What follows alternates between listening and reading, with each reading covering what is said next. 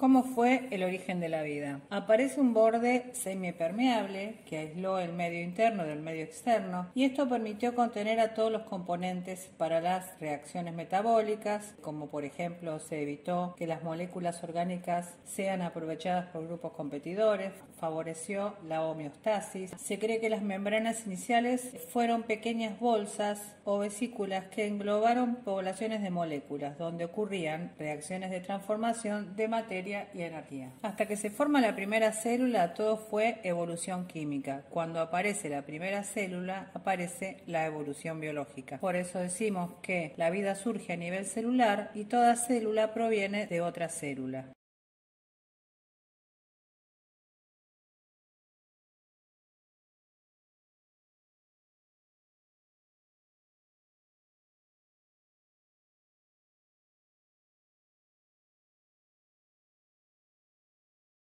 La Tierra se formó hace unos 4.500 millones de años y hace unos 100 o 200 millones de años se enfrió y pudo haber agua líquida en la superficie. No había gas oxígeno, ya que este se formó y acumuló en la atmósfera con el metabolismo de los seres vivos fotosintéticos, que eran las plantas. En ese entonces no había plantas. Había otros gases como el metano, el amoníaco, el vapor de agua, el ácido sulfúrico y dióxido de carbono, componentes atómicos de las biomoléculas, pero como compuestos reducidos, unidos a hidrógeno y no al oxígeno. Al estar unidos al hidrógeno se oxidan, por lo que la atmósfera en esos tiempos era reductora. En el siglo XX, Oparin y Haldane proponen que en estas condiciones era posible la síntesis espontánea de moléculas orgánicas sencillas. Estas moléculas podían ser aminoácidos, ácidos, azúcares, que hoy forman macromoléculas como las proteínas, polisacáridos, etc. Para esta síntesis hace falta materia y energía. La materia eran los gases atmosféricos y la luz del sol y la ultravioleta, que al no haber capa de ozono penetraba en la atmósfera. Además había muchas descargas eléctricas y actividades volcánicas que proveía de energía química y calor. Hoy las moléculas orgánicas en la atmósfera se degradan y oxidan, pero en ese tiempo, con una atmósfera primitiva reductora, las moléculas orgánicas sintetizadas no se degradaban, pero sí se acumulaban. Este proceso de síntesis duró 700 millones de años y dio origen a cuerpos de agua concentrados en monómeros y otros compuestos llamados sopa primordial. Urey y Miller, investigadores estadounidenses, en 1953 hicieron una experiencia donde simularon la atmósfera terrestre primitiva y una semana después produjeron biomoléculas sencillas, pero esto no explicaba el origen de la vida. A partir de estas biomoléculas sencillas sería posible la síntesis de polímeros como proteínas, ácidos nucleicos, etc. Desde ese momento surgieron varias hipótesis sobre las polimerizaciones. La polimerización es un proceso mediante el cual las moléculas simples reaccionan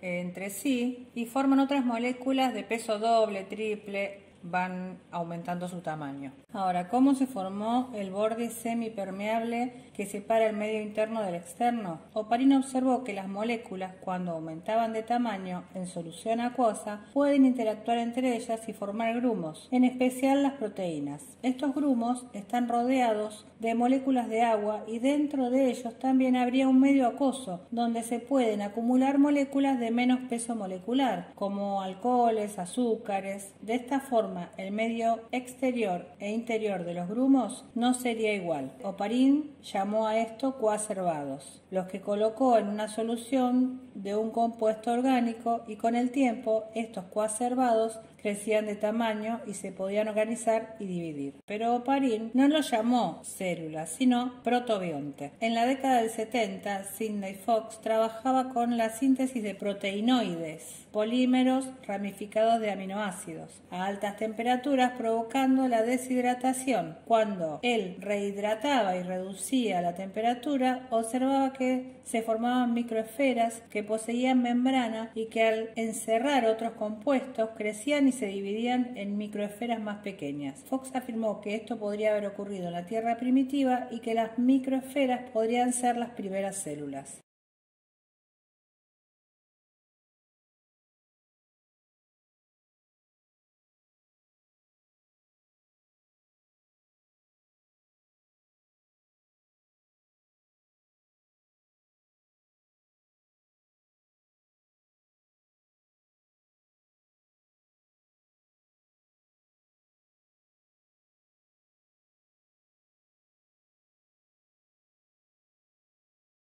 La aparición de la célula eucariota fue un gran paso evolutivo porque esta célula era algo nuevo y diferente por la complejidad de su forma y su estructura. Era algo desconocido hasta entonces, con un complejo sistema de compartimentos membranosos, o sea, membranas internas, incluidos el núcleo y el citoesqueleto. También por la incorporación de genomas completos que dieron lugar a las mitocondrias y a los cloroplastos. Se descubre la reproducción sexual y los organismos pluricelulares. No se sabe todavía si la célula eucariota es consecuencia de una bacteria o de una arquea. Se propuso que los eucariotas son monofiléticos, es decir, todas las células eucariotas, incluyendo plantas, animales, hongos, algas y eucariotas unicelulares, descienden de un ancestro común denominado Luca, que sería último antepasado común universal. Luca se formó a partir de células procariotas, pero ¿a partir de cuál se formó? ¿De las bacterias o de las arqueas? Según estudios, las eucariotas tienen genes heredados de las dos, de las arqueas que aportaron ADN y de las bacterias que aportaron el metabolismo. Y sumado a esto, como muestra este árbol filogenético, el origen arqueano no proviene de un solo grupo de arqueas, sino de dos grupos diferentes.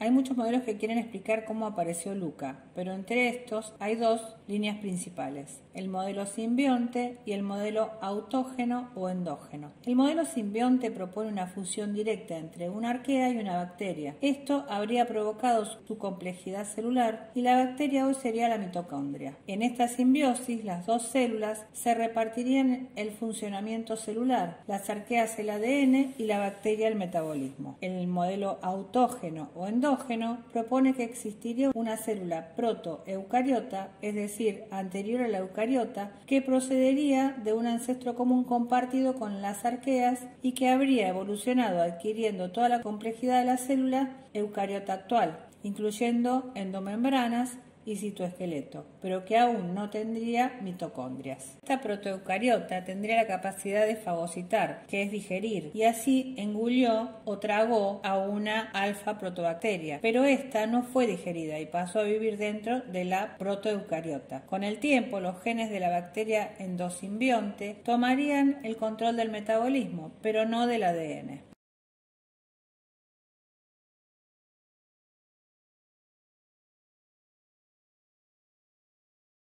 La teoría endosimbiótica propone que todos los organismos evolucionaron a partir de Luca, una célula sencilla y parecida a las procariotas, pero algunas de estas primeras células mostraron una organización compleja, dando lugar a la aparición de las células eucariotas, y a esta se la llamó LECA, última eucariota común antecesor. Las células eucariotas actuales tienen compartimentos membranosos internos, como el núcleo, y diversos orgánulos como retículo endoplasmático, aparato de Golgi, mitocondrias, cloroplastos, además del citoesqueleto. Los primeros restos fósiles apuntan a que las células eucariotas estaban ya presentes hace unos 1500 millones de años, pero se cree que aparecieron mucho antes. La teoría de la endosimbiosis dice que hubo una primera fusión de procariotas entre una arquea y una bacteria, es decir, hubo una simbiosis. La simbiosis es una relación estrecha entre organismos de especies diferentes.